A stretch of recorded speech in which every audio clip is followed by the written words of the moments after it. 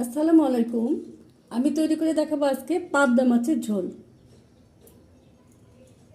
প্রথমে একটি প্যান ভালো করে গরম করে নিয়েছি, পর্যাপ্ত তেল দিয়ে নিলাম। এরপর দিয়ে দেবো পেঁয়াজ, মরিচ, তারপর ভালো করে নাড়াচাড়া করে নেব। আদা রসুন পেস্ট দিয়ে দেবো 1 টেবিল চামচ, হলুদ গুঁড়ো দেবো 1 টেবিল চামচ, 1 চা চামচ, লবণ দেব স্বাদ মতো। এরপর মশলাগুলো খুব ভালো করে কষিয়ে নেব। আগে থেকে কেটে রাখা পাবদা মাছ দিয়ে দেব।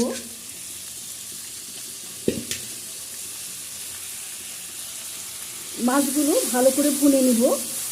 যেহেতু মাছগুলো অনেক নরম, তো এভাবেই নাড়তে হবে যেন মাছগুলো ভেঙে না যায়। এরপর আগে থেকে কেটে রাখা কিছু টমেটো দিয়ে দেব।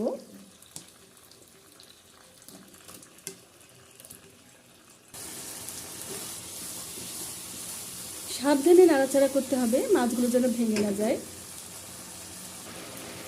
জিরার গুঁড়ো দিয়ে দেব 1 চা চামচ, কিছুটা ধনের পাতা ছিটিয়ে দেব। দেখুন কত সহজে হয়ে গেল পাবদা মাছ দিয়ে টমেটোর ঝোল।